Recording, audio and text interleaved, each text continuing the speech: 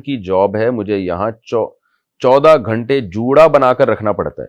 जूड़ा खोलने में और जूड़ा खोलने और निकालने में काफ़ी वक्त लग जाता है। तो क्या ऐसी सूरत में मैं जूड़े के साथ नमाज पढ़ सकती हूँ? अमतुल्लाह, हैदराबाद, इंडिया से। जूड़ा से मेरी ख्याल ये जो बाल ख़वातीन बांध के रखती है ना, ये मुराद है। देखिए, अगर वो जूड़ा पीछे की तरफ है तो फिर तो बिल्कुल ठीक है। नमाज में औरत को, चाहे वो घर में हो, जॉब पे ना भी हो, उसके लिए नमाज में बाल खोलना ज़रूरी नहीं है। वो बंधे में हैं तो बंधे ही रहने दें, कोई हर्ज नहीं है। लेकिन अगर वो जूड़ा ऊपर की तरफ है तो फिर नबी सल्लल्लाहु अलैहि वसल्लम ने इस अमल को नाजायज़ करार दिया है और बताया कि क़ुर्ब क़यामत में ऐसी औरतें होंगी जिनके सर ऊँट के कुहान की तरह होंगी। तो चूँकि ये अज़रूए हदीस, ये अमल नाजायज़ है, तो फिर जो नाजायज़ अमल है वो नमाज में तो और ज़्यादा नाजायज़ हो जाता है। तो फिर आपको चाहिए कि आप वो खोलें और नमाज़ पढ़ें, और फिर उसके बाद जो है वो बांधना तो फिर भी ठीक नहीं है।